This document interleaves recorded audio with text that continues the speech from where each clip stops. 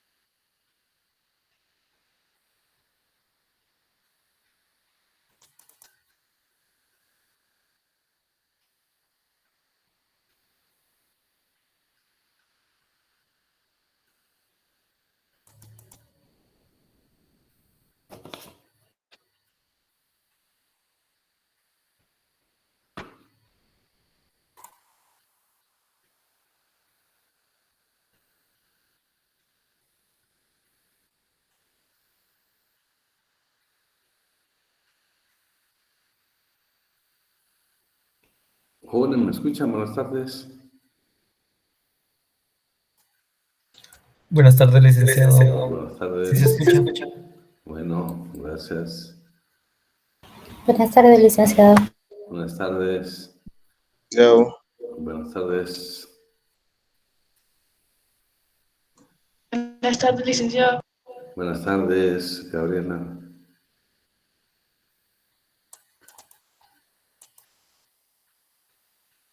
¿Ven la pantalla? Sí.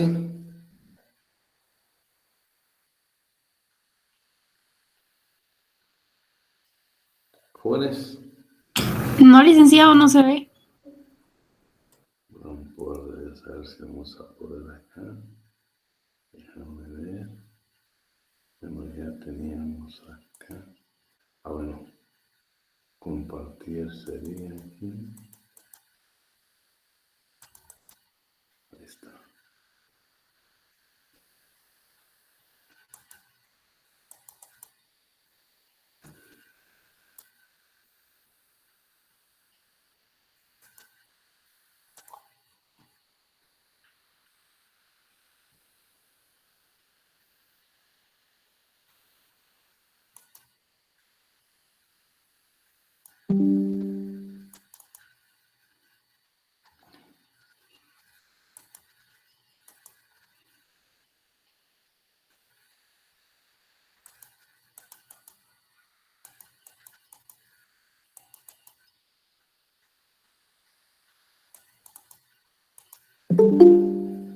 Jóvenes, ¿y ahora? Ahora sí, licenciado. Sí Bueno, se ve. gracias. Bueno, primero pues quiero felicitarlos porque pues todos deberíamos de estar descansando, pero no se pudo, así de que vamos a tomar las cosas por el lado bueno, que es presentarnos a la academia. Entonces vamos a continuar con lo que nos habíamos consultado de los sindicatos y estamos exactamente con el Consejo Consultivo. Para eso le pido por favor que alguien vaya al artículo 224, por favor, del Código de Trabajo.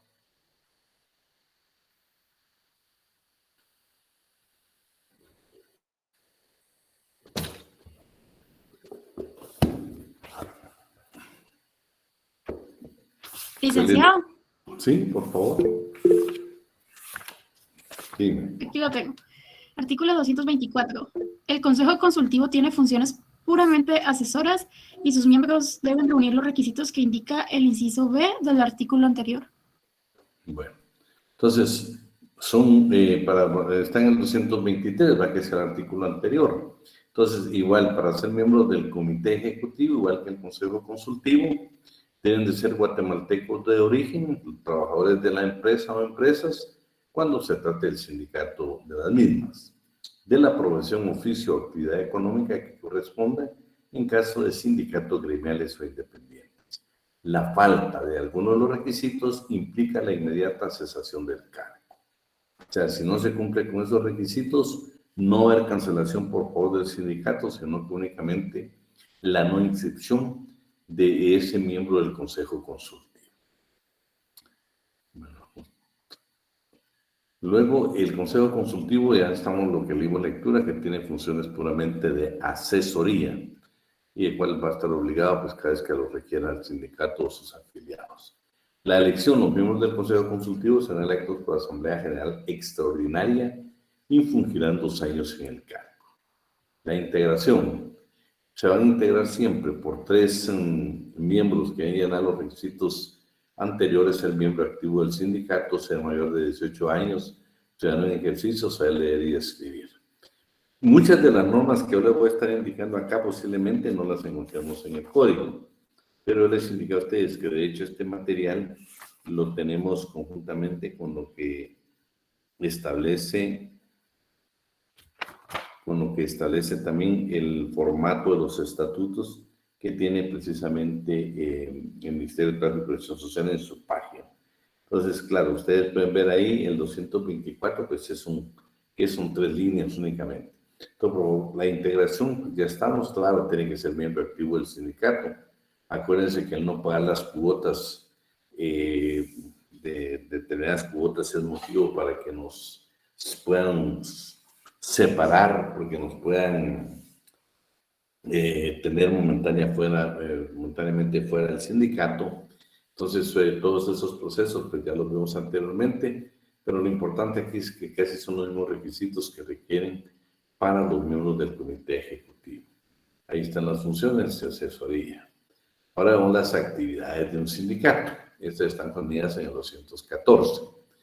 ¿Qué facultades tiene, por ejemplo, un sindicato?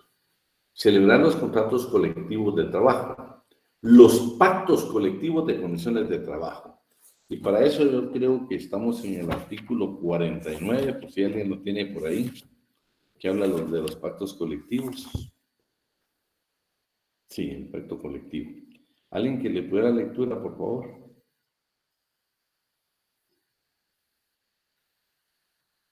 Me interesa el primer párrafo del artículo 49. Si gusta, se lo leo yo, licenciado. Por favor.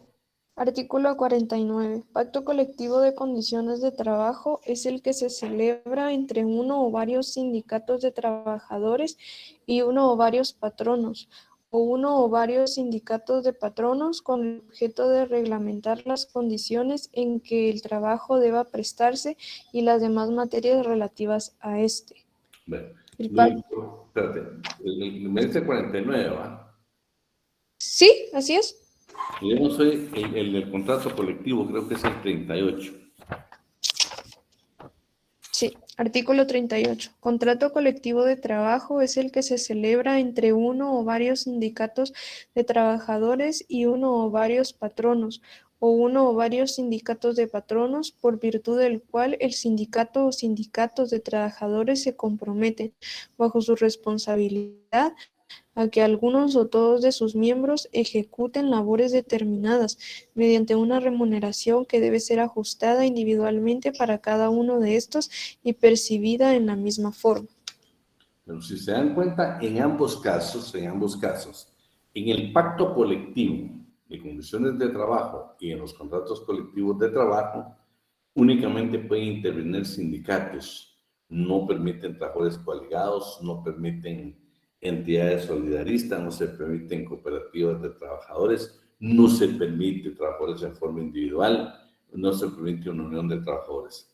Para estas 2 instituciones se requiere obligadamente la participación de un sindicato de trabajadores. Entonces, regresamos al 214 y dice, y otros convenios de aplicación general para trabajadores de la empresa.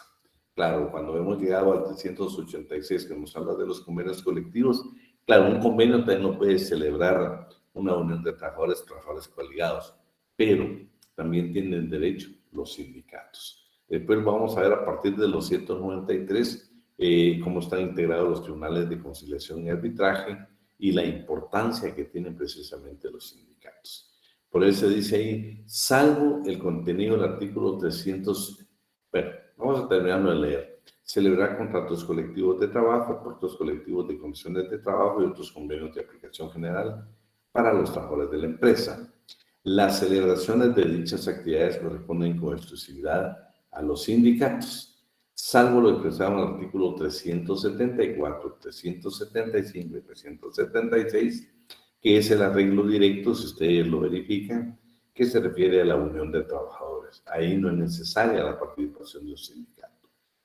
Participar en la integración de los organismos estatales que les permita la ley. Por supuesto, hemos hablado entonces tribunales de conciliación, tribunales de arbitraje y también las comisiones paritarias del salario mínimo y otras donde ellos puedan participar, donde la ley faculta. Pero si se dan cuenta, en esos casos, por más que existamos los trabajadores, más trabajadores en la empresa, le van a dar, no prioridad, le van a dar verdaderamente el sentido literal a lo que está escrito en el Código de Trabajo, que le corresponde precisamente a delegados que nombren los sindicatos. Velar en todo momento por el bienestar económico y social del trabajador y su dignidad personal. Eso es valioso porque recuerden que el sindicato a quien nos está representando es a nosotros los trabajadores, ¿sí? No a él como institución, nos está representando a nosotros los trabajadores.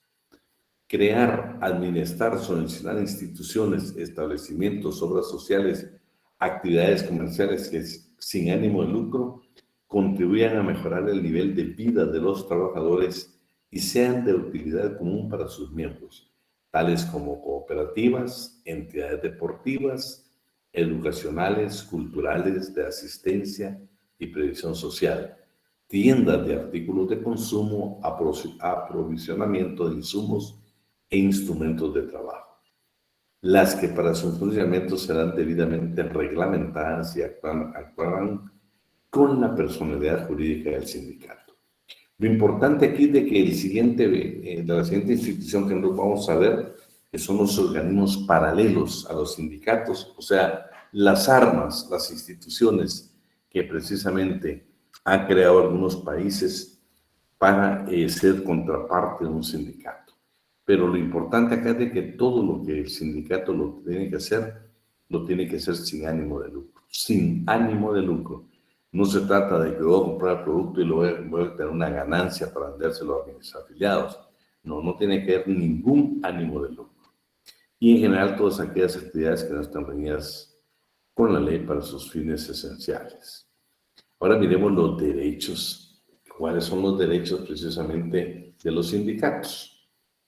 Dice el artículo 217, los sindicatos quedan facultados para iniciar sus actividades a partir del momento de su inscripción en el registro público de sindicatos.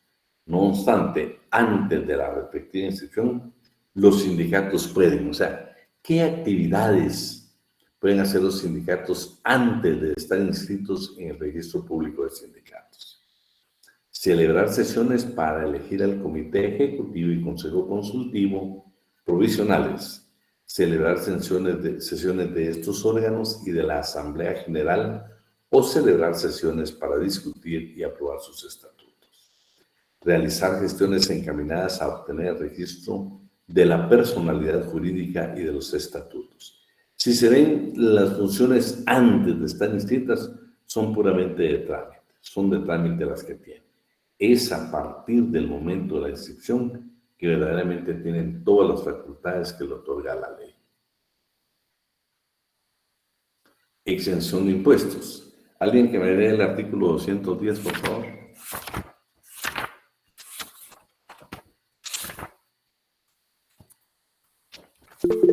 Dime.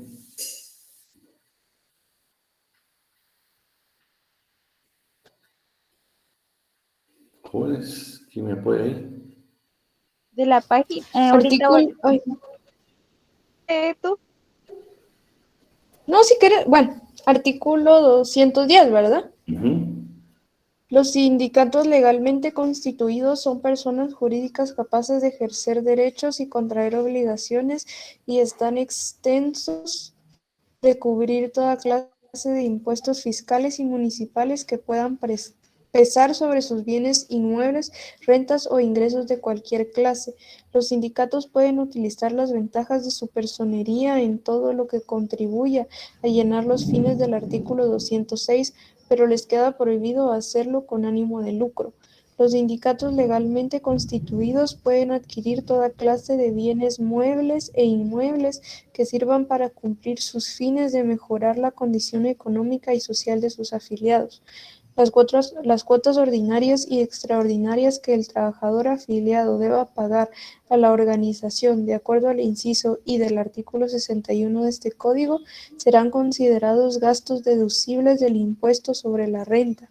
Asimismo, los trabajadores o las personas individuales o jurídicas podrán deducir del impuesto sobre la renta todas las donaciones, en efectivo o especie, que haga a los sindicatos, federaciones o confederaciones de trabajadores legalmente constituidas en el país. Vean, lo interesante de esto, bueno, primero que están exentas de toda clase de impuestos. Solo yo tenía una duda, no sé si lo que yo tengo en la mano derecha ustedes lo pueden ver. ¿Cómo hiciera Licenciado. sí, para poderlo borrar, ¿cómo hago? Para ver la participación de ustedes, porque no veo en la pantalla. Fíjate que me aparece exportar archivo a PDF. ¿Cómo hago para borrar eso? Lick, lo que pasa es de que en una ventana usted tiene el documento PDF que es lo que usted está leyendo, y en otra ventana tiene lo que es la reunión. Lo que podría hacer es tratar de minimizar un poquito hacerla más pequeña. ¿Y qué hago para hacerla? Póngase a la parte de la X, donde hay como un cuadrito, en la parte superior derecha. A la parte, no, ahí no, en la X no, a la par ahí, de la E. Ajá. Y le dan la opción, mire, sí. Ya. Sí, es que, bueno, yo no he utilizado Windows 11, pero es algo así. Regreso otra vez a la anterior pestaña. Sí, ya te entendí.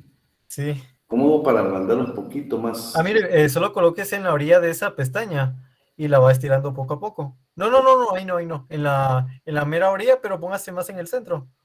Ahí más en el centro, acá. No sé si alguien más podría Licenciado, lo que puede hacer ahí es vio donde dice esa línea gris en donde está como un triangulito. Apache ahí para que se deslice eso y ya quede el archivo completo. Déjame ver, aquí no. No. Está donde dice convertir, ahí hay como una línea gris. No sé si a la par. ¿Eres aquí? No. Es que no sé cómo explicarle. Hay una línea gris ahí con un triangulito. Hágale como al lado izquierdo de ese cuadrito. Mira, pero vamos a ver aquí. Colóquese en el borde de la ventana, licenciado. En el borde de la ventana. Ahí lateralmente, Lick, a ver, ¿Sí? está su ventana, ¿verdad? No, lateralmente, a la orilla, donde termina como que a ver. El texto del documento. No. Mira, Lick, solo colóquese en el borde de la ventana hasta que el cursor del mouse le cambie de forma. No, pero en el borde de la ventana del lado derecho. ¿Aquí? Nada de eso aquí. No, ahora... Lick, mire, ve esa barrita color gris larga que está... Exacto, esa barra. Ahí, póngase más ahí como... Sí, tiene que ser... Tiene, la orilla, cabal al ras. Ahí le tendría que salir para... No, es que para que se le esconda eso de convertir, tiene que en la otra barrita gris. Va, entonces, si estaba donde está el triángulo, por ejemplo, vayas a la otra barrita gris, del lado opuesto. Y todos los que los quiero ver ustedes a la del otro lado, baje.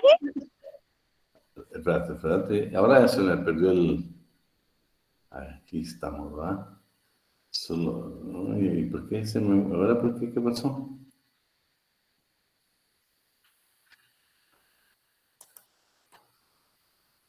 ¿En este lado o no? Sí, ahí, pero en la línea gris, en el triangulito gris. ¿Este? Ajá, ahí está. Vamos, ahí está, muy bien. ¿Y ahora para hacer más grande esto? En el, donde está el signo menos y más, a la par de donde dice 97.2%, no sé si lo mira. Aquí no, entonces aquí Ahí, estamos. ajá. Ay, pero ¿qué pasó? No me sale toda la... Es que yo creo que el Lick quiere ampliar la ventana. Sí, yo quiero ampliar esto, por ejemplo, hasta acá.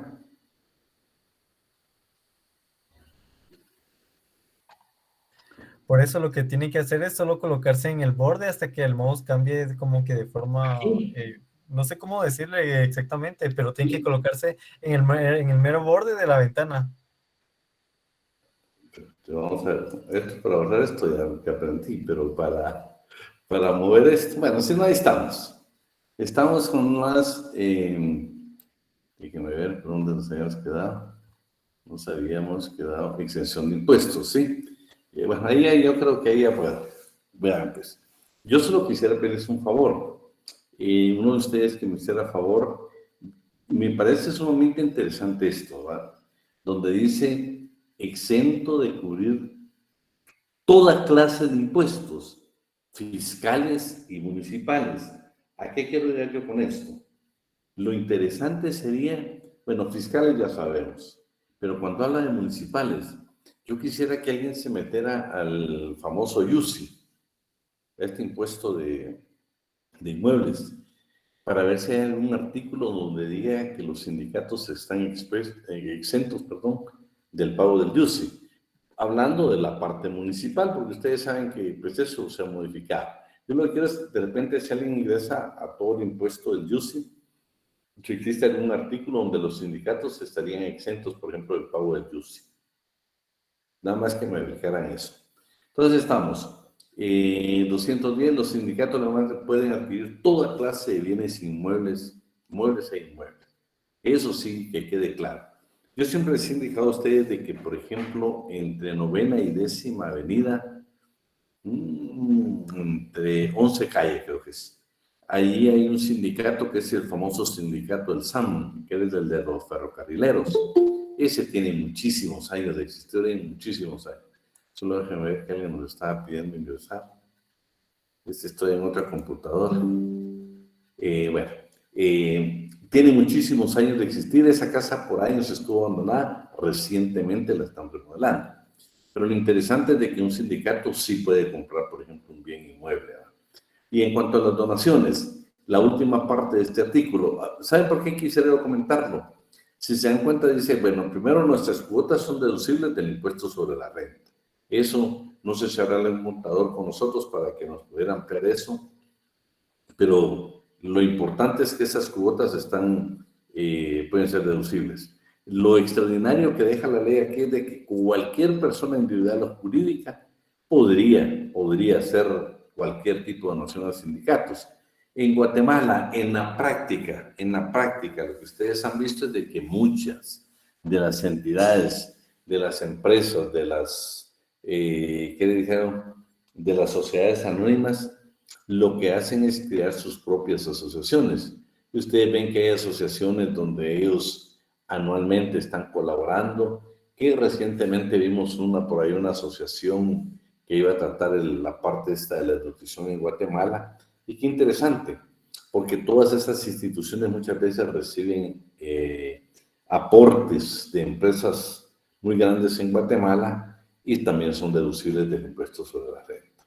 Claro, acá yo no creo que ninguna empresa en Guatemala, más de las que conocemos, que son empresas un poco grandes, van a hacer un aporte a un sindicato. No, vamos a ver que más adelante ellos lo que han tratado de buscar este tipo de asociaciones para reducir el impuesto sobre la renta, o bien ir a las famosas asociaciones solidaristas, que es el siguiente tema que vamos a ver que se ve en Costa Rica. Entonces, no sé, alguien ahí le dejo la tarea para que me verifique, no sé si Gaby o alguien me puede hacer el favor. Licenciado, Dime. fíjese que yo ahorita estaba viendo en la ley del El impuesto IUSI. único sobre inmuebles, ¿verdad? Ujú. Y no encuentro nada sobre sindicatos. Sí, pues podrá hablar, acuérdate que pues siempre hemos hablado del momento histórico de elaboración de la norma y posiblemente en ese tiempo había otro tipo de arbitrios municipales. Entonces vamos ahora a las obligaciones que están en el 225. Creo que no sé, yo estoy seguro que ya lo vimos, ya lo leímos, pero si no, pues lo vamos a leer para que nos quede grabados. Así como estoy en otra computadora, tengo que estarlo moviendo. Alguien que tenga el 225, que lo lea desde su código, yo tengo mi código acá también, para que veamos la lectura, por favor. ¿Se lo leo, licenciado? Por favor. Ok, artículo 225. Son obligaciones de los sindicatos a llevar los siguientes libros debidamente sellados y autorizados por el Departamento Administrativo de Trabajo, de actas y acuerdos de la Asamblea General de Actas y acuerdos de la Asamblea General, de actas y acuerdos del Comité Ejecutivo de Registro de Socios y de Contabilidad de Ingresos y Egresos. B. Extender... Espérate. Ajá. ¿Saben cuántos libros son los que tienen que llevar? Y se dieron cuenta que cuando nosotros hablamos de las famosas secretarías, nos dimos cuenta que muchos de estos libros pues, los tiene que ver una de secretaría. Eso es importante, ¿eh? Pero vean que estos libros son obligatorios, son obligaciones, inclusive el de contabilidad de ingresos y egresos del sindicato. Continuamos. B. Extender recibo de toda cuota o cualquier otro ingreso. Los talonarios respectivos deben estar sellados y autorizados por el Departamento Administrativo de Trabajo. Ya quedamos que estamos hablando, permíteme, de la Ok. Dirección General de Trabajo. Continuamos. C. Proporcionar los informes que soliciten las autoridades de trabajo, siempre que se refieran exclusivamente a su actuación como sindicatos y no a los de sus miembros en lo personal. D. Comunicar al Departamento Administrativo de Trabajo dentro de los 10 días siguientes a la respectiva elección a los cambios ocurridos en su comité ejecutivo o consultivo. Espérenos un momento. Siempre que encontremos Departamento Administrativo de Trabajo, vamos a agregar Dirección General de Trabajo. Y en el CES, por favor, qué interesante, no a la de sus miembros en lo personal. O sea, ningún sindicato puede dar miembros, por ejemplo, si Flori, ¿qué salario devenga? Pues eso no le corresponde a un sindicato, para eso le corresponde a la empresa para la que Flori trabaja. Continuamos. Enviar anualmente a la misma Dirección General un padrón de todos sus miembros que debe incluir sus nombres y apellidos, número de su cédula de vecindad y sus correspondientes profesiones u oficios, o, si se trata de sindicatos patronales, de la naturaleza de las actividades económicas que como tales desempeñen. F. Solicitar al expresado departamento dentro de los 15 días siguientes a la celebración de la Asamblea General que acordó reformar los estatutos, que se aprueben las enmiendas a los mismos que sean procedentes. Y G. Publicar cada año en el Diario Oficial un estado contable y financiero de su situación que comprenda con la debida especificación el activo y pasivo del sindicato.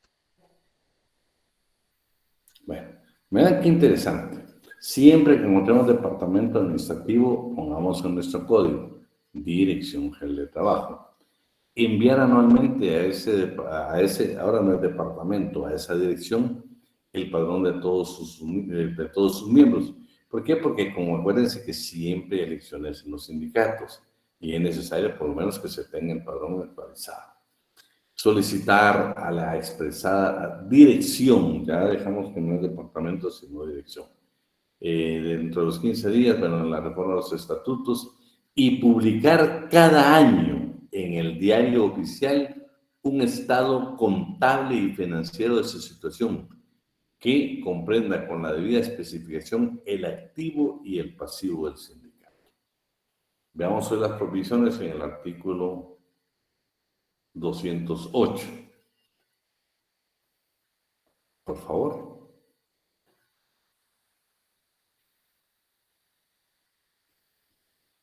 ¿Quién nos ayuda? Vamos a ver, hoy los veo mejor. Vamos a ver, ¿estás por ahí? Si quiere lo leo yo. Por favor. Artículo 208. Se prohíbe a los sindicatos conceder privilegios especiales a sus fundadores, personeros, ejecutivos o consultores, sea por razón de edad, sexo, antigüedad u otra circunstancia, salvo las ventajas que sean inherentes al correcto desempeño de cargos sindicales. Bueno, ven que eso es interesante porque hablamos de los privilegios que se podían otorgar a los afiliados, pero lo interesante acá es de que ya estamos hablando del propio sindicato. Ningún privilegio, no porque somos fundadores tenemos algún tipo de privilegio, no, no ni por antigüedad absolutamente no se tiene ningún tipo de privilegios. También en el 210 dice en el segundo párrafo, los sindicatos pueden utilizar las ventajas de su personería en todo lo que contribuyen a los fines del 206, pero les queda prohibido hacerlo con ánimo de lucro. Esa es la limitación más grande que puede tener un sindicato, incluyendo la parte de las tiendas de consumo que puedan crear. Las cuotas sindicales. Esto es importante. Por ejemplo, en el código no vamos a encontrar nosotros desarrolladas las cuotas sindicales. Entonces, para eso nos tenemos que ir a los estatutos de los sindicatos. A los estatutos de los sindicatos. Lo interesante acá con los estatutos de los sindicatos es que ahí vamos a encontrar precisamente en qué se van a utilizar y la forma, como como la ley establece que nosotros vamos a gastar nuestros ingresos. La base económica del sindicato la constituyen los ingresos. ¿Por qué lo puede percibir? Por cuotas ordinarias, extraordinarias y donaciones nacionales e internacionales. Vean, estas preguntitas casi seguro van a ser de exámenes. La cuota ordinaria será del 1% del ingreso mensual devengado por cada afiliado, la que debe ser pagada al secretario de Finanzas. Vean, la cuota ordinaria entonces, ¿cuánto va a ser? Del 1% del salario devengado. 2. Las cuotas extraordinarias deberán ser convocadas por la Asamblea General y no podrán ser mayor de la cuota ordinaria. Esto es importantísimo. ¿Saben qué es lo que pasa? El problema que se da muchas veces en los sindicatos es cuando hay la discusión de un pacto colectivo de condiciones de trabajo. Si se recuerdan, pues ha habido un poco de discusión en cuanto a quién debe pagar los honorarios de los abogados. Normalmente en casi todos los pactos colectivos de hace años atrás, siempre hay un artículo donde en el pacto indicaba que los honorarios, por ejemplo, si yo era asesor del sindicato de ustedes, los honorarios míos los iba a pagar el patrón. En la iniciativa privada, pues se podrá hacer, pero en el Estado, acuérdense que hubo un tipo de proceso y ahora pues definitivamente no van a homologar. Cuando ustedes escuchen en la palabra homologar en un sindicato, es que, por ejemplo, homologar significa ya el trámite final, donde es uno de los viceministerios quien asume la responsabilidad y va a dar como válido, por ejemplo, una negociación de un pacto colectivo. O sea, el Ministerio de Trabajo tiene la obligación de revisar los pactos colectivos de condiciones de trabajo para que no se encuentren perjudicadas garantías mínimas que la ley le otorgan a los trabajadores. Entonces, esa homologación no se va a dar si verdaderamente los estatutos estén infringiendo estas normas. Ya actualmente, como hablando de las cuotas extraordinarias, se da un problema serio, porque ahora que son los trabajadores que tienen que pagarle los honorarios al abogado, pero definitivamente si nosotros somos afiliados a un sindicato, nos van a descontar esa cuota extraordinaria para cancelar esos honorarios. Yo creo que esta van a tener que hacer una modificación porque aquí habla que la extraordinaria no podrá ser mayor de la cuota ordinaria del 1% del ingreso del trabajador o del afiliado concretamente. No podrá decretarse más de 4 cuotas extraordinarias en el año. Este es otro elemento bien definido, no lo vamos a encontrar en el código, lo encontramos en los estatutos de los sindicatos. Este que yo le estoy dando es el general, por supuesto. Habrá algunos que van a tener algunas vicisitudes diferentes, pero este es el general. Entonces, 4 cuotas extraordinarias máximas que nos van a poder exigir en el año. En ambos casos, la Secretaría de Finanzas quedó obligada a extender los recibos correspondientes debidamente autorizados por la Dirección General de Trabajo. La distribución. Yo desde que comenzamos los sindicatos le dije a ustedes, vean qué interesante, todos los estatutos de los sindicatos deben de tener esta parte que nosotros tenemos ahorita enfocada. De la distribución de los fondos provenientes del pago de cuotas ordinarias se distribuirán dentro de los porcentajes siguientes. Vean, gastos de administración, el 40%. Ustedes han visto que los sindicatos, inclusive, muchas veces tienen secretaria, tienen contador, tienen personal, ¿no? Pero estos gastos de administración no van a exceder de un 40%. De previsión social, el 30%. Yo les comentaba a ustedes en una de las clases que, por ejemplo, conozco un sindicato donde ahorita por la pandemia trató de proporcionarle a los trabajadores las mejores mascarillas, los mejores geles. O sea, vio que ese sindicato se preocupó por verdaderamente llevar ese beneficio, pero lo tenía que hacer siempre que no excediera el 70%. Para propaganda, educación, cultura, deportes, el 20%. Y para fondos de reserva, el 10%. Si se dan cuenta, el sindicato no puede disponer libremente de las cuotas que nosotros como afiliados les estemos entregando. También ya leímos de que la Dirección General de Trabajo tiene la obligación de hacer las auditorías, así como autoriza los talonarios para que nos hagan nuestros descuentos, también tiene la obligación de practicar auditorías a los sindicatos para que estos porcentajes que hoy estamos viendo se distribuyan de la manera correcta. Vamos a ver los gastos de administración. Los gastos de admisión deben fijarse en el presupuesto elaborado por el Comité Ejecutivo para ser presentado a consideración de la Asamblea General cada año. La Asamblea General debe adoptar este presupuesto con las modificaciones que considere convenientes. Las erogaciones deben ser hechas por el Secretario de Finanzas y autorizadas por el Secretario General, respetando siempre las sumas fijadas en el presupuesto anual. Por lo tanto, su periodo de ejecución y o fiscal será del 1 de enero al 31 de diciembre de cada año. En los gastos de administración debe fijarse la cuota que el sindicato deberá pagar a la federación o central a la que pertenezca, o a la confederación sería. Yo creo que aquí no nos vamos a perder, estamos bien claritos. Yo solo quiero dejar con ustedes bien claro que hay porcentajes y la forma que en 4 rubros donde ellos pueden distribuir el 100% de todos los ingresos que perciban con las cuotas ordinarias y extraordinarias que le impongan la Asamblea General a sus afiliados. Vamos a hablar de las sanciones. Artículo 213.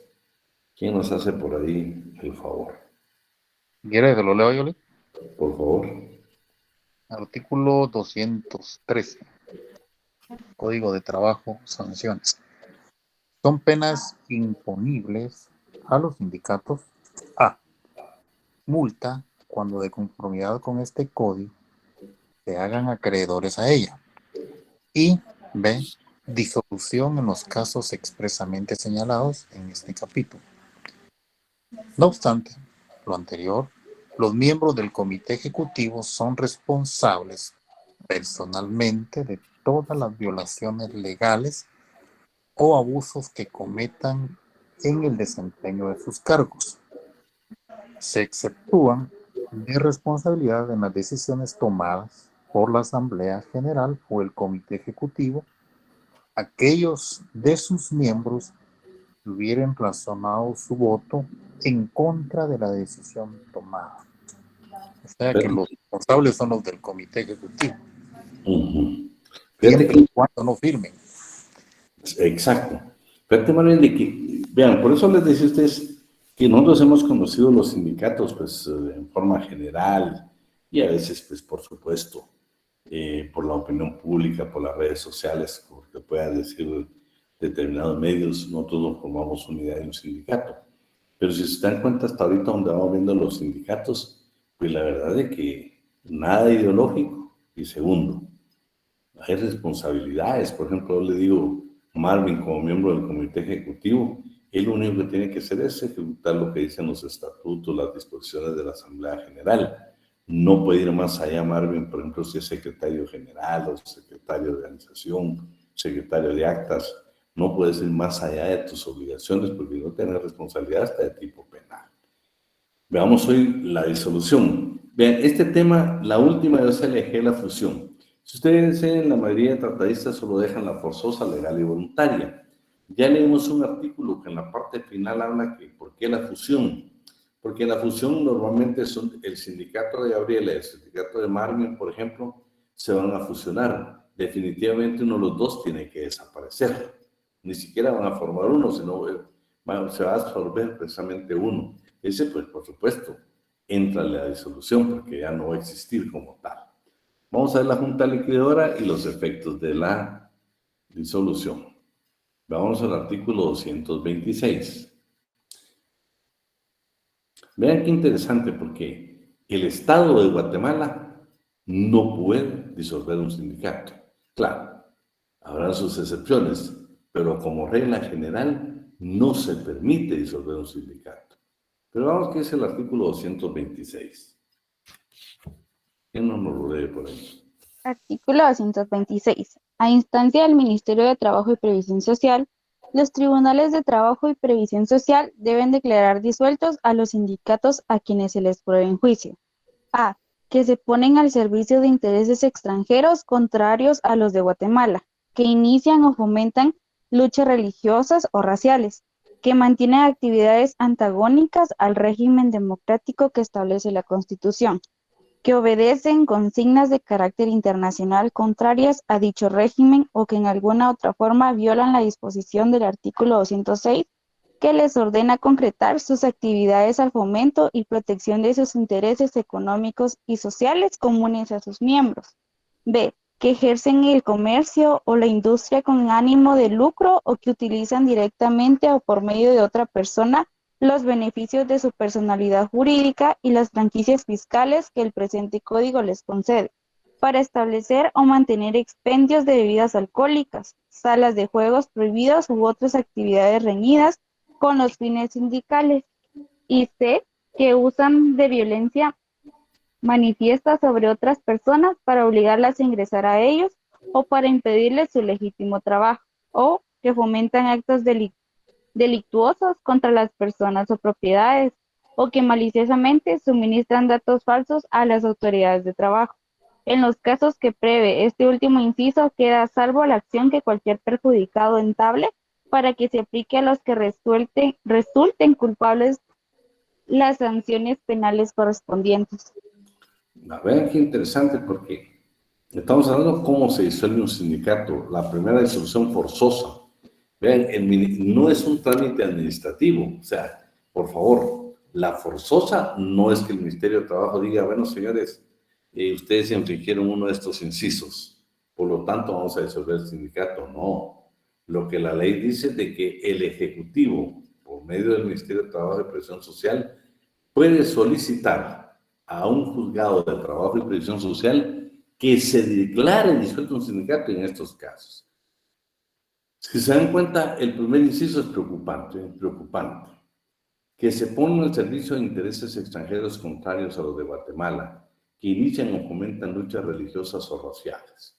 Yo creo que Guatemala en ese sentido estamos bien, pienso que se respeta mucho la libertad de culto y respetamos también la parte de la cultura, de la etnia, todo lo demás, que mantienen actividades antagónicas al régimen democrático que establece la Constitución. Vean, cuando la norma históricamente se hace, ¿qué podría ser una actividad antagónica al régimen democrático, Marvin? ¿Qué se te ocurre? Bueno, podría ser convocar a una manifestación en donde se incita la violencia. Es lo que se me ocurre ahorita. ¿Qué dicen ustedes? ¿Quién más quiere opinar aquí? Opinemos, salgamos. Yo le digo, la opinión de Mario a mí me parece acertada, pero demasiado drástica, porque en Guatemala, por supuesto, yo les digo, nosotros constantemente, pero decime, ¿tenés micrófono, Luis? ¿Saben por qué les digo yo? Porque, por ejemplo, nosotros tenemos el derecho a manifestar, tenemos el derecho de la manifestación pacífica. Claro, hay que cumplir con requisitos, pero, por ejemplo, yo puedo estar en contra de determinadas decisiones. Fíjate, David, que... pero si vos mirás, yo lo que vos logras instituir, ¿qué es lo que uno logra percibir en esta norma? Es, por ejemplo, yo te digo que vos estés promoviendo un sistema, por ejemplo, diferente al nuestro. Un sistema socialista, un sistema totalitario, un sistema diferente. Y eso pues ya sí, porque eso ya es la transformación de los medios de producción en Guatemala, ya sería otra historia. Yo creo que íbamos para la parte ideológica, la famosa lucha que toda la vida la han hecho, que al final no tuvieron nada. Solo es ver a alguien que quiere ingresar. No. Bueno, entonces, por favor, estamos en eso. Si se dan cuenta, realmente deja mucho que desear porque con cosas simples podían iniciar la disolución forzosa de un sindicato. Lo importante aquí es que tenemos el derecho de defensa. ¿Por qué? Porque no va a ser una decisión administrativa del Ministerio de Trabajo y Previsión Social, sino que va a ser una decisión jurisdiccional. Eso significa que tenemos primero un juzgado, posteriormente tenemos las salas y la famosa acción constitucional de amparo. O sea, tenemos cómo defendernos también si nos quieren aplicar para disolver nuestro sindicato por cualquiera de estos tres incisos que señala la ley. Veamos ahora la disolución legal. Vean, aquí es la forzosa. Si estamos infringiendo uno de los tres incisos, ahora veamos la legal. No nos vayamos a confundir con la forzosa y la legal. Artículo 227, por favor. El organismo ejecutivo, por conducta del Ministerio de Trabajo y Previsión Social, debe solicitar ante los tribunales de trabajo la disolución de los sindicatos en los siguientes casos. A. Cuando tengan un número de asociados inferior al mínimo legal. B. Cuando no cumplan alguna de las obligaciones que determina el artículo 225. Y C. Cuando no se ajusten a lo dispuesto por los incisos C o I del artículo 223.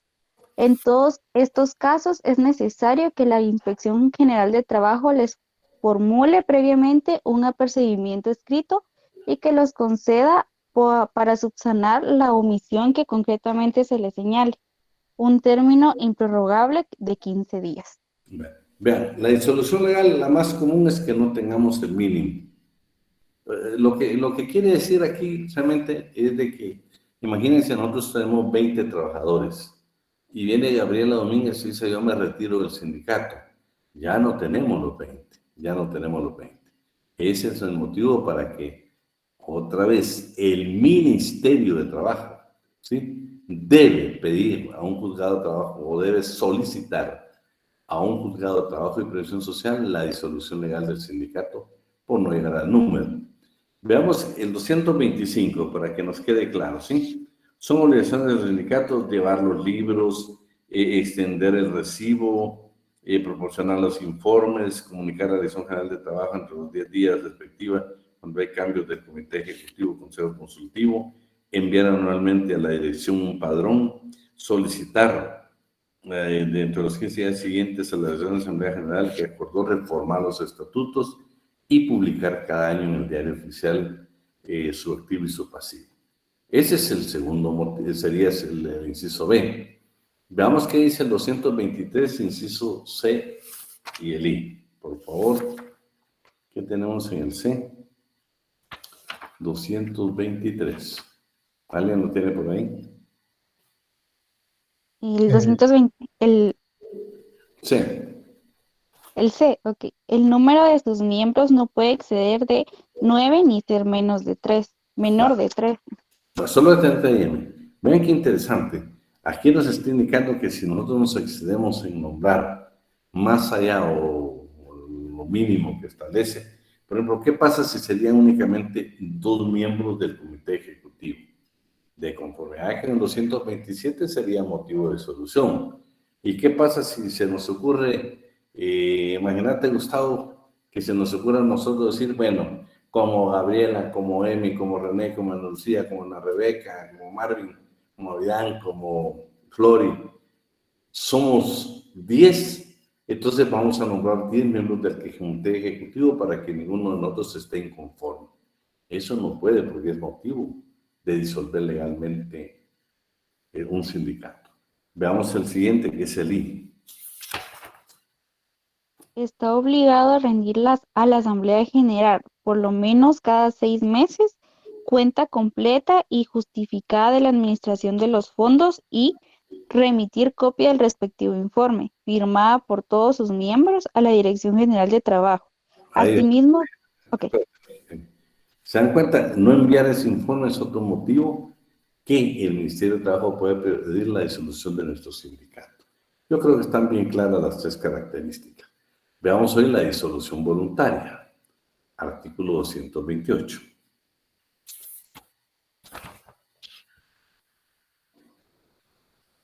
Artículo 228. Los sindicatos pueden acordar su disolución cuando así lo resuelvan las 2/3 partes del total de sus miembros. En este caso, la disolución debe ser comunicada por el Comité Ejecutivo al Departamento Administrativo de Trabajo, junto con una copia del acta en que se acordó la disolución, debidamente firmada por todos sus miembros. En cuando ese departamento reciba dichos documentos, debe ordenar la publicación en un resumen del acta por 3 veces consecutivas en el Diario Oficial, y si después de 15 días contados a partir de la aparición del último aviso no surge oposición o reclamación, debe proceder sin más trámite a hacer la cancelación respectiva. Vean qué fácil es, así como aparentemente sería tan fácil poder instituir un sindicato, también esta disolución voluntaria, pues la ley lo hace de manera más, ¿qué le creo? Los plazos están tan cerca para poder resolverla. Por favor, siempre agregamos, esa es la forzosa, yo pienso que es demasiado general, casi dejamos a disposición de la interpretación que pueden ser las autoridades de trabajo o el Estado para poder disolver forzosamente un sindicato. Pero bueno, en esta disolución que estamos ahorita, ¿sí? en la voluntaria. Primero, que no se les olvide que cada vez que hablamos de las 2/3 partes del total de sus miembros, estamos hablando de una mayoría calificada. Cada vez que encontremos Departamento Administrativo de Trabajo, estamos hablando de la Dirección General de Trabajo. Esto que está aquí, esta llamada, pues ya la van a encontrar ustedes en los estatutos, ¿va? En caso de solución, el Comité Ejecutivo debe comunicarlo a la Dirección General de Trabajo, adjuntando copia del acta en la cual fue acordada la misma, firmada por todos sus afiliados para que se proceda de conformidad con lo estipulado en el artículo 228 y 229. Veamos hoy la fusión. Este es interesante porque yo les digo, cada vez que ustedes vean a cualquier tratadista guatemalteco y cuando habla de la clasificación de las disoluciones, no le va a mencionar la fusión, solo le va a dejar la forzosa, la legal y la voluntaria. Pero para don Avidan Ortiz y para ustedes también, si le damos lectura al artículo 232, también es la disolución porque uno va a desaparecer. Veamos qué es el artículo 232. Despacio, por favor, quien nos haga favor. Se lo leo yo, Lick. Por favor. Fusión, artículo 232, Código de Trabajo. 2 o más sindicatos de la misma naturaleza pueden fusionarse para formar uno solo. Detenete ahí, Marlene. La interpretación no tiene otra. Para formar uno solo. No quiere decir que van a formar uno nuevo, Marlene. Para formar uno solo. Correcto, por eso la fusión. En cuyo caso se debe proceder de conformidad con los artículos 216, párrafo segundo, 217 y 218. Si la fusión se declara procedente, el acuerdo respectivo debe ordenar la cancelación de la inscripción de los sindicatos fusionados y de sus correspondientes personalidades jurídicas. Mientras eso no ocurra, los sindicatos que se trate conservan dichas personalidades y pueden dejar sin efecto el convenio de fusión. Es decir que se cancelan los 2 sindicatos. Fíjate que normalmente en la práctica lo que se hace es se cancela uno y se adhieren al otro. Sí, se están fusionando para crear uno solo. Pero dice, debe ordenar la cancelación de las inscripciones de los sindicatos fusionados. Y de sus correspondientes personalidades jurídicas. Similarmente disuelve los 2. Correcto. Pero yo digo, normalmente uno absorbe al otro. Claro, la interpretación es que disuelve a los dos. Correcto, y crea otro. Oíme, imagínate, entonces, no sería una fusión, ¿va? Porque fusionarse es adherirme a algo. Y aquí lo que está indicando todo el párrafo es que definitivamente van a desaparecer los dos. Mientras esto no ocurra, los sindicatos conservan sus personalidades y pueden dejar sin efecto el convenio de fusión. El asunto es de que si vamos a crear uno nuevo, fíjate qué interesante. ¿Por qué nos manda el 216? Porque el 216, ¿te recuerdas que habla que para formar un sindicato de trabajadores se requiere un número descrito de 20 trabajadores? Claro, aquí te habla el párrafo segundo, pero yo no sé si tienen ustedes su código a la mano. Pero si se dan cuenta, el 216, ustedes tienen párrafo segundo. ¿Alguien que me diga por ahí?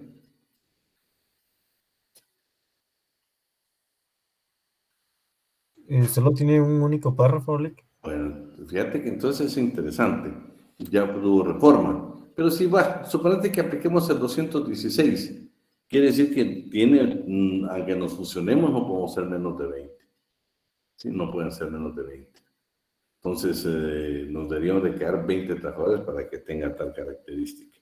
Y en el registro, el 217, se habla de las facultades que tienen para iniciar sus actividades, ¿verdad? Que debe celebrar las sesiones, elegir provisionalmente a sus miembros y todo lo demás. Luego tenemos también el 218, ¿sí? Es con el fin de obtener el reconocimiento de personal jurídico, personas de inscripción, el sindicato debe darse el siguiente procedimiento. 216, perdón, 217, que también te está hablando de la celebración para tener el consejo, el comité ejecutivo, consejo consultivo provisional, todo eso es como que estuviéramos formando un sindicato, nos manda prácticamente a como que estuviésemos formando un nuevo sindicato. Correcto, o sea que el hecho de fusionar no significa que automáticamente va a generar el otro sindicato. Hay que hacer todo el procedimiento nuevamente. Imagínate, si te manda el 216, 217 y 218, te estamos mandando a un nuevo sindicato. ¿Qué sentido tiene que nos fusionemos, no? Pues no debería llamarse fusión entonces. Ahí estamos. Entonces, deberíamos hablar de algún tipo de solución, porque estamos disolviendo dos sindicatos para crear uno nuevo. Por eso digo, en la práctica, la interpretación que se le da es que uno está absorbiendo al otro.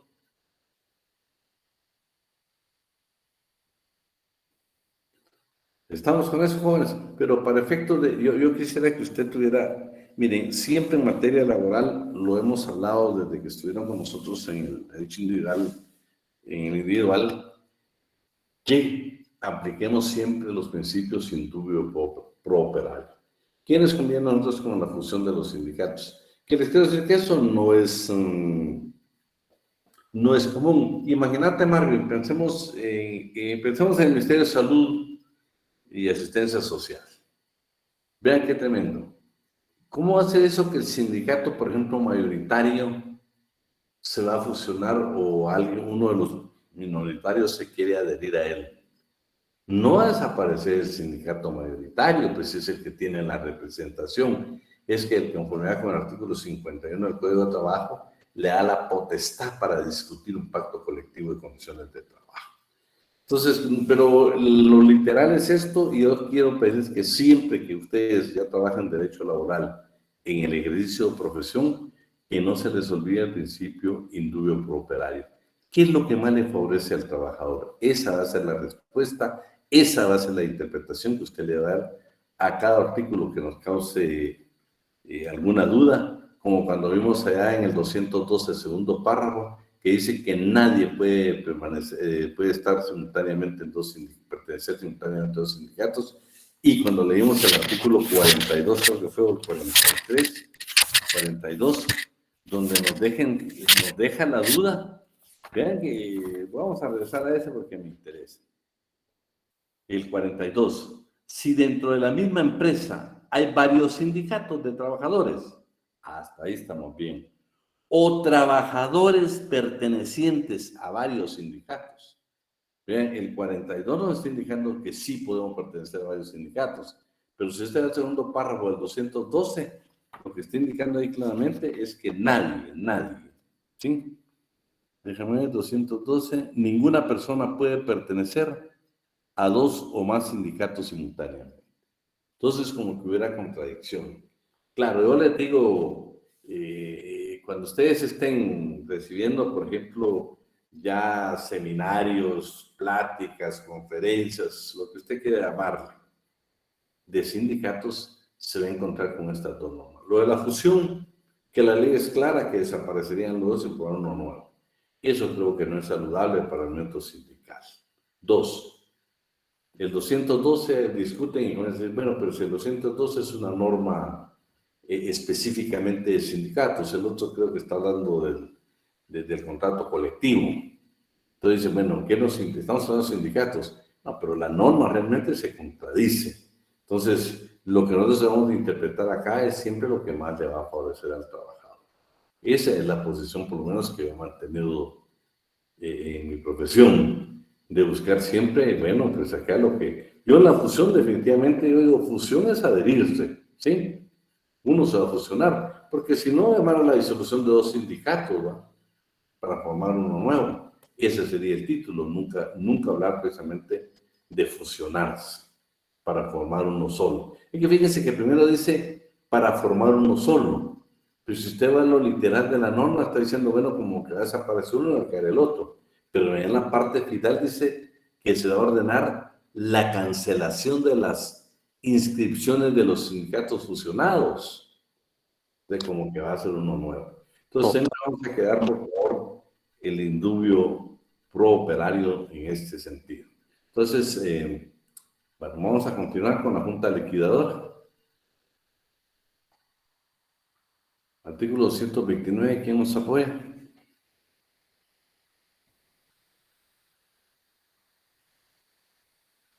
Licenciado, ¿se lo leo yo? Por favor. Artículo 229. En todo caso de disolución, corresponde a la Dirección General del Trabajo nombrar una junta liquidadora integrada por un inspector de trabajo y 2 personas honorables, escogidas entre trabajadores o patronos según el caso. Dicha junta liquidadora ha de actuar como mandataria del sindicato disuelto y debe seguir para llenar su cometido. El procedimiento que indiquen los estatutos, los cuales pueden autorizar al Departamento Administrativo de Trabajo a que indique en estos casos al que crea conveniente u ordenar que se aplique el que establezcan las leyes comunes en lo que sea posible. Bueno, si se recuerdan, cuando nosotros leímos el artículo 223 en el inciso E, ni los comités ejecutivos ni los miembros integrantes como tales pueden delegar la representación del sindicato en todo o en parte, ni sus atribuciones a terceras personas por medio de mandatos o cualquier otra forma. Esa es la norma general, pero ya cuando estamos en la fase de liquidación, nos estamos disolviendo el sindicato, acá sí dice clarito el segundo párrafo. Dicha junta liquidadora ha de actuar como mandataria del sindicato de sueldo. Si se dan cuenta, es la excepción que aquí sí, inclusive la ley le llama a esta junta liquidadora mandataria del sindicato disuelto. Es otra de las observaciones que tenemos que hacer. Y por favor, cada vez que diga Departamento Administrativo de Trabajo, estamos hablando exactamente de la Dirección General de Trabajo. Veamos hoy los efectos de la disolución. ¿Qué pasa con el patrimonio de un sindicato? ¿A dónde se van esos bienes? Imaginemos que el sindicato adquirió inmuebles o tiene vehículos. ¿Qué pasa? Decime, Maren, ¿tenés ahí tu micrófono?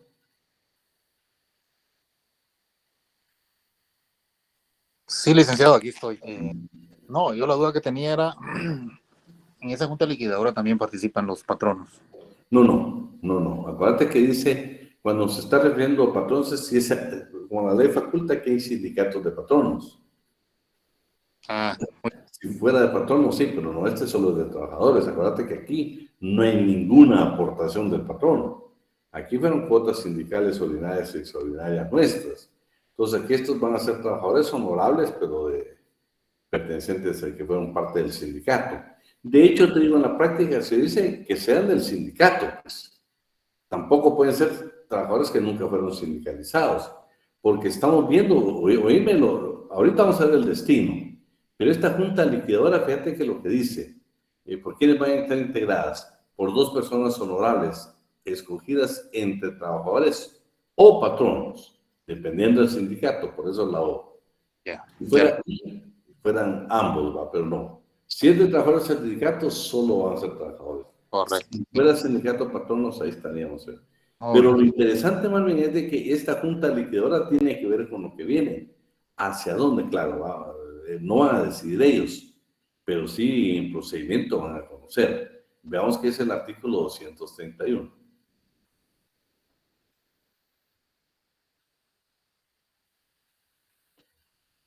¿Alguien que nos apoye?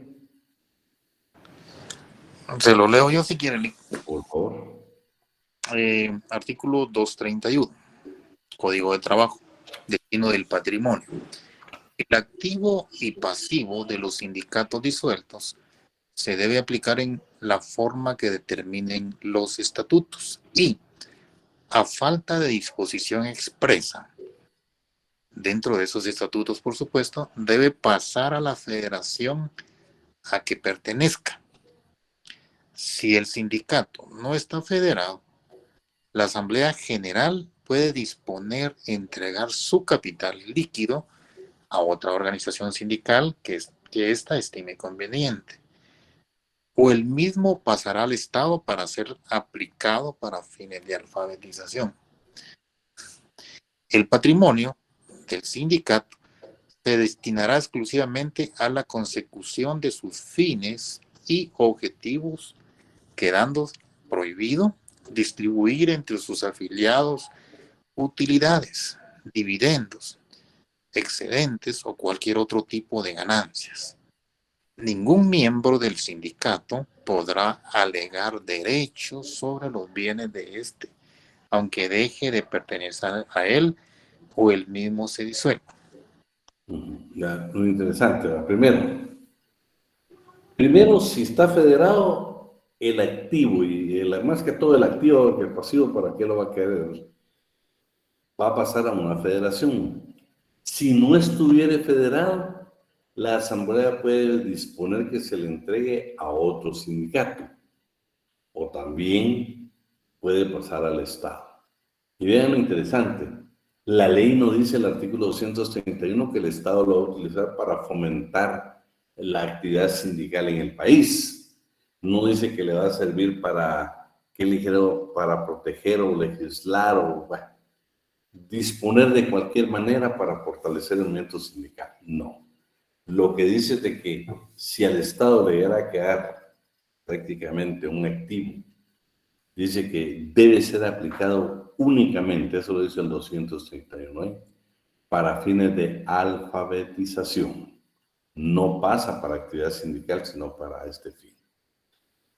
Continuamos con vamos ahora a la nulidad de los actos y contratos. Ana Rebeca Flores, hoy no nos has ayudado. ¿Estás por ahí? Sí, Lick, aquí estoy. 230. Muy bien.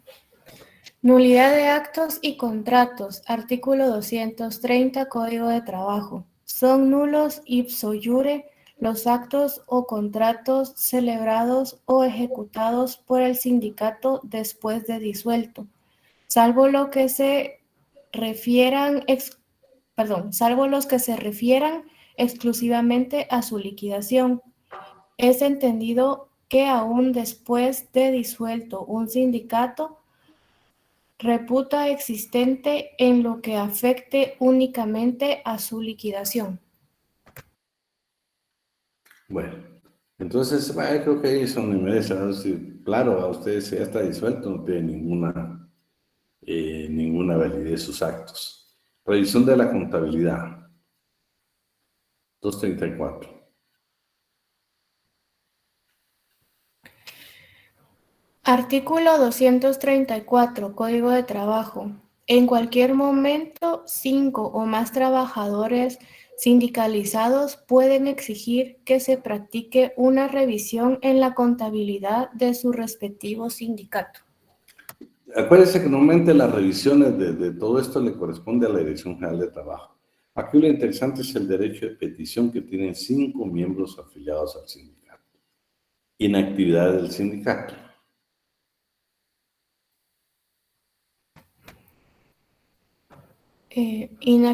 Inactividad del sindicato. Si por cualquier circunstancia especial el sindicato permaneciera inactivo y no hubiera directivos que pudieran convocar a una asamblea general, 10 o más afiliados pueden hacer la convocatoria a efecto de elegir nuevos directivos y los electos quedarán facultados para dirigir la asamblea general y tramitar lo que sea necesario. Eso muchas veces se da en la inactividad de los sindicatos, que desaparece, allá lo vimos en otro artículo, cuando desaparece en forma temporal o definitiva, por ejemplo, el comité ejecutivo, ¿quién es el que tiene a su cargo las convocatorias? Entonces acá, pues en los estatutos ustedes van a encontrar esta parte de inactividad del sindicato, que 10 o más afiliados pueden pedir precisamente por hacer esta convocatoria. Ahora vemos que ya lo leímos, pero vamos a ver la famosa Federación y Confederación de Sindicatos. Artículo 233. Federación. Artículo 233. Código de Trabajo. 4 o más sindicatos de trabajadores o de patronos pueden formar una federación y 4 o más federaciones de aquellos o de estos pueden formar una confederación. Las federaciones y las confederaciones pueden ser de carácter nacional, regional o por ramas de la producción y se rigen por las disposiciones de este título en todo lo que sea aplicable. El acta constitutiva de las federaciones y confederaciones debe expresar, además de lo que se indican en los incisos B, C y D del artículo 220, los nombres y domicilios o vecindarios de todos los sindicatos fundadores que las integran, así como el número de inscripciones de los miembros y sus estatutos, fuera de lo que ordena el artículo 221. Deben determinar la forma en que los sindicatos que los componen van a estar representados en sus asambleas generales. Bueno, aquí nada más lo interesante era lo de las federaciones y confederaciones y cómo están integradas. Entonces, por favor, ya leímos toda la parte de los sindicatos, obligado para el examen, por supuesto, leer del 206 al 234 del Código de Trabajo, que es todo lo relativo a los sindicatos y, por supuesto, toda la parte ordinaria que hemos dado. Si se dan cuenta, pues ya al hablar uno de los sindicatos, pues es una institución muy benigna para la clase trabajadora. Claro, pues yo respeto la posición de muchos que pues definitivamente no creen en los sindicatos, pero por favor, yo digo que nuestra opinión de decir no creemos en la dirigencia sindical, pero hoy que nosotros como estudiantes de Derecho, como estudiantes del sexto semestre, estamos conociendo lo que es un sindicato a partir del 206, pues nos vamos a dar cuenta que la institución como tal es una institución que favorece y que, por favor, dignifica al trabajador porque le va a permitir participar en diferentes instancias donde participa el Estado, ya sea a nivel administrativo o bien jurisdiccional. Imaginen cuando estamos hablando del salario mínimo, por ejemplo, qué importante es la participación de un sindicato para atender los intereses de la clase trabajadora. Importante que el día de mañana usted, por ejemplo, quiere ser miembro como estudiante, porque también hay una limitante, lo vamos a ver a partir del 293, pero si usted como estudiante de Derecho quiere participar para integrar un tribunal de conciliación o como trabajador un tribunal de conciliación y arbitraje, pues lo tiene que hacer a través del sindicato. Para discutir un pacto colectivo de condiciones de trabajo, para celebrar un contrato colectivo de trabajo, única y exclusivamente lo pueden hacer los sindicatos. O sea, la apertura que la legislación guatemalteca y la participación que le da a los sindicatos ¿por qué no decirlo? En la vida nacional, porque estamos hablando, imagínense, cuando hablamos del salario mínimo, pues estamos hablando de la vida nacional, pues estamos hablando de los ingresos que va a obtener la clase trabajadora. Qué importante es que se tenga una representación y la disposición legal dice que tiene que ser por medio de un sindicato. Pero paralelamente a los sindicatos en muchos países en el mundo, y especialmente en Costa Rica y también en Guatemala, aparecen las famosas asociaciones solidaristas. Estas asociaciones son muy interesantes, porque las hacen como la parte contraria a un sindicato. Vamos a ver, porque en la próxima clase lo vamos a ver, eso lo vamos a poner así como referencia, de que estos organismos, por ejemplo, en Costa Rica, han querido sustituir a los sindicatos. De hecho, hay queja de sindicatos que ha llegado hasta la Organización Internacional del Trabajo. Por supuesto, no ha tenido la fuerza necesaria o el apoyo necesario para indicar que jamás una asociación solidarista puede ser un representante de trabajadores. ¿Por qué? Porque aparte que hay diferentes empresas, normalmente la integran patronos y trabajadores.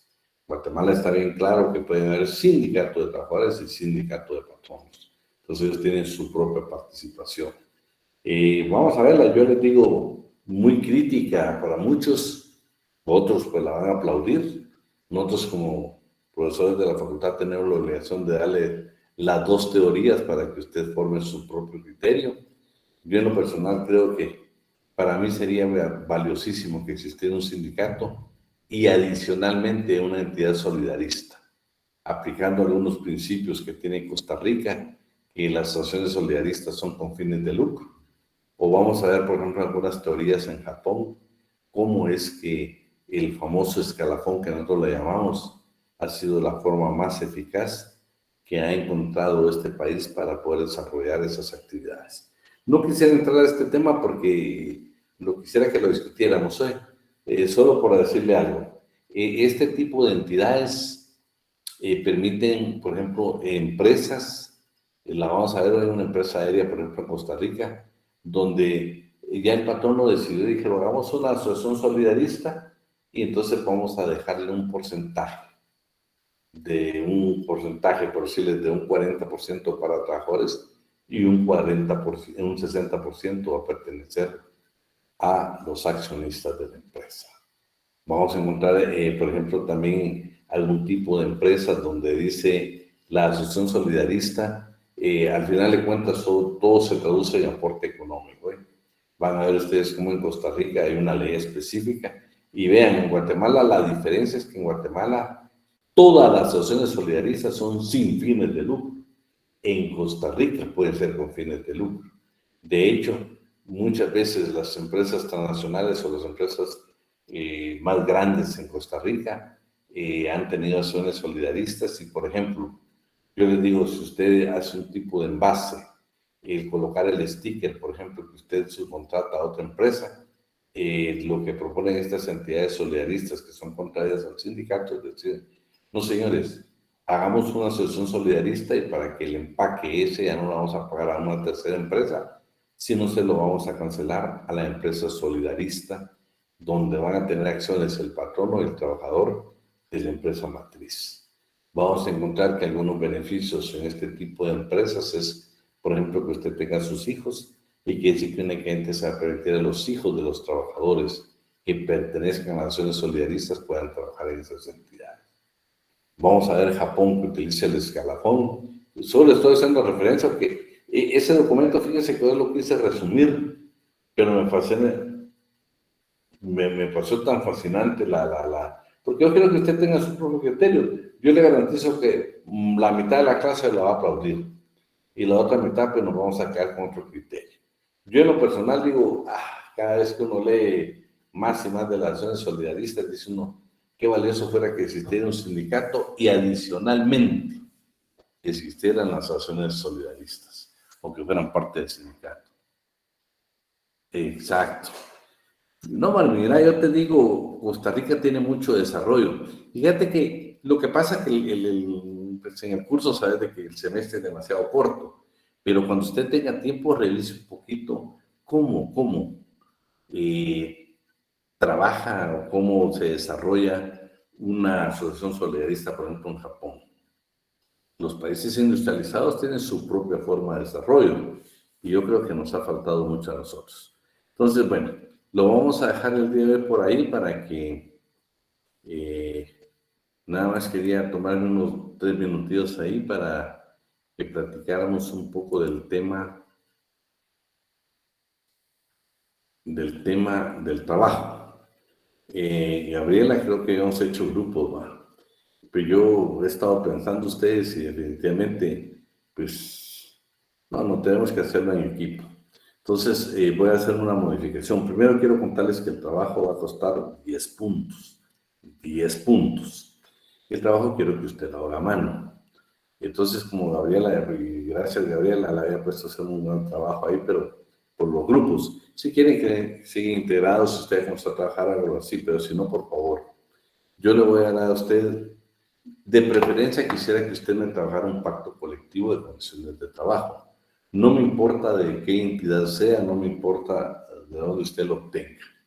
¿Por qué quiero que usted lo escriba? Porque todo lo que hemos visto, usted lo va a aprender y se va a dar cuenta, qué interesante. Partida de beca, qué interesante que en la empresa teníamos derecho a 15 días de vacaciones y a través del pacto ya tienen 20 días de vacaciones. Vamos a ver el pacto donde dicen, bueno, aunque lo critican mucho, pero hay que ver el lado positivo. Hay pactos que ustedes van a encontrar que, por ejemplo, las del Estado, que por cuestiones de presupuesto tal vez no se puede, pero les otorgan bonos. Y yo les digo, yo comparto, hay una teoría ahí que dice que los bonos es lo más perjudicial para el trabajador porque no genera, en cuanto a la bonificación alta del sector público y privado, el famoso bono 14 para aguinaldo, para vacaciones, no le va a aplicar esas bonificaciones. Pero los logros que se obtienen con esos bonos son importantes. Fíjense que me gustaría muchísimo usted logra conseguir el pacto colectivo de la universidad. Se da cuenta de los porcentajes, se da cuenta que va a desear ser trabajador de la universidad. La universidad es uno de los grandes patronos, uno de los grandes patronos. Va a encontrar también el pacto del seguro social. Sí. Por ejemplo, el seguro social. Vean, ahí también va a ser interesante. Yo creo que no sé, hasta donde yo sabía, les voy a decir lo que yo sé, pero me gustaría que usted de repente tuviera ese pacto y nos ayudara. Anteriormente, los trabajadores del Seguro Social se iban con el 100% de jubilación. Escúcheme, el 100%. Yo creo que actualmente ya son porcentajes, pero qué interesante que se haya mantenido en una negociación colectiva, en un pacto colectivo de condiciones de trabajo, que fuese el 100%. Y vamos a encontrar entidades donde les hablan a ustedes de los bonos del pescado, el bono escolar, el bono aquí. Bueno, interesantísimo todo eso. Pero yo le dejo la opción de que usted pueda, mejor se me trabaja, mejor un pacto. Si usted considera que el pacto es muy extenso también, lo quiero tomar en consideración. Pero quiero que usted, en la medida de las posibilidades, si usted me consigue un pacto. ¿Por qué le estoy pidiendo que lo haga a mano? Porque yo sé que a mano usted lo va a tener que leer. Lo va a tener que leer. Y lástima que no nos da tiempo para... Sí, yo te digo, y sigue siendo mal, y sigue siendo esto. Pero ese es adicional, no te vas a ir al pacto. Imagínate, hoy por hoy la universidad sigue cerrada, pero tenemos la bendición nosotros de que el salario ha estado puntual. El salario de nosotros los trabajadores, los profesores, todos los que somos trabajadores de la universidad, lo están pagando puntualmente. Entonces, yo no quisiera cargarlo, pero me gustaría, si todos, aún los que no estuvieron, Gaby, por favor, yo sé que muchos faltaron porque ese día no pudieron conectarse por la lluvia, los otros tenían trabajo, tantas circunstancias. No, yo este trabajo lo vamos a dejar a todos, a todos. Ya Gaby nos ha hecho favor de hacer los grupos, pero si quieren los vamos, no a disolver, pero usted siga trabajando si quiere así, pero lo voy a modificar en el sentido que mejor si es un pacto colectivo de condiciones de trabajo, que lo tienen que hacer a mano porque sé que si lo lee. Yo por lo menos, yo le digo, siempre yo tuve la costumbre de ir a recibir clases a la universidad, yo tenía un libro de apuntes y todas las noches, o el siguiente día o fin de semana, yo precisamente me iba a pasarlo en limpio. Yo toda mi vida estudiante hice eso y me ayudó muchísimo porque era volver a repasar una clase. Y van a encontrar pactos maravillosos, pactos que le van a enseñar a ustedes. Dicen que el derecho laboral es asombroso, es maravilloso. Esto no se trata de obtener una medida sustitutiva en un caso penal, sino que qué beneficio va a tener toda una colectividad, todos los trabajadores de una empresa. ¿Cómo es posible, va a decir usted, que Marvin, que no es miembro del sindicato, y Gustavo, que es miembro del sindicato, si el sindicato de Gustavo tiene un aumento, también se lo tienen que dar a Marvin, que no es sindicalizado? Ese es el derecho laboral, ¿oí? Ese es el derecho laboral colectivo. Así de que va a costar 10 puntos nada más. Usted, si por alguna circunstancia no lo puede hacer, por trabajo, por lo que sea, por favor me escribe, o Gaby, que me apoya ahí muchísimo. Tal vez allá buscamos cualquier otro método, cualquier otro método. O lo vamos a dejar de una vez. Si usted por cuestiones de trabajo le es imposible transferir un pacto, que para mí sería maravilloso, le voy a dejar la opción que haga un reglamento interior, ¿verdad? Y no me recuerdo que eran 3 documentos que yo quería que elaborara, pero bueno. Si no puede, pues me va a elaborar otro. Hay pactos muy pequeños, Yo casualmente en mi biblioteca les quiero decir que tengo el 3er pacto colectivo que suscribió en ese entonces IRCA con los trabajadores ferrocarrileros, con el sindicato, el famoso SAM, que habla mucho Mario López Larrabe. Yo me quedé con ese, yo tengo ese documento. Es pequeñísimo, pero vean qué interesante, qué interesante. Así es de que yo les quiero dejar que sea el pacto, por favor. Quienes no estuvieron ese día en clase, por favor, lo pueden hacer. Gaby, publicar lo que es para toda la clase, porque quiero entender de que muchos no pudieron asistir a la última clase por diferentes motivos y no podemos hacer ningún tipo de diferencia con ellos. Así de que la clase, el trabajo queda para todos, 10 puntos. ¿Algún comentario? Tenemos todavía 2 minutos. Buenas tardes, Lick. Solo para comentarle en relación a lo que había comentado usted sobre el IX. Fíjese que ellos tienen un plan de retiro a los 55 años, dependiendo la cantidad de años laborados, así va en proporción el pago de su pensión. Ya al llegar a los 60 les cambia el régimen. Hay personas que ya tienen hasta 35 años laborados, son los que se van con el 100% de su pensión. Qué interesante. ¿Sabes qué es lo interesante, Carla? Por eso te digo, interesante ese pacto de disponibilidad del Seguro Social, porque en el Estado, acuérdate que primero, la indemnización es únicamente hasta 10 años, no hay otro. 2, la indemnización, la ley de clases pasivas, hay un tope, creo que es hasta 5.500, si no estoy mal. Hay tope, hasta ahí vas a llegar de jubilación, no te van a extender. Pero imagínate un seguro social que te puedes ir con el 100% de tu salario. Es una maravilla, es una maravilla. Pero me gustaría de repente quien pueda hacer esa... Sí, imagínate, Patricia, me interesa eso, ¿saben por qué? Porque yo voy a aprender con ustedes, porque hay pactos que definitivamente tienen muy buena negociación colectiva, y eso nos va a enseñar a todos.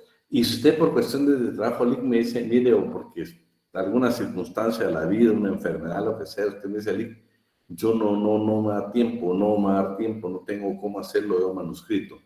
Quiero que lo haga y que yo le voy a dar tiempo de unos 20 minutos para que usted nos exponga públicamente un pacto. Y eso pues va a tener los 10 puntos que van a hacer los demás en su trabajo. Bueno, pasen una buena tarde y por lo menos a descansar sábado y domingo los que pueden. Le cumplimos a la universidad. Gracias por estar acá, porque pues todo el mundo pensamos que iba a haber también puente para nosotros, pero así tenemos que saber cumplir porque es nuestra obligación. Pasen una buena tarde, si Dios quiere, pues nos vemos el día miércoles. Gracias, licenciado. Feliz tarde, Feliz tarde, licenciado. Adiós, se cuidan. Adiós, Flores. Gracias, licenciado. Feliz tarde.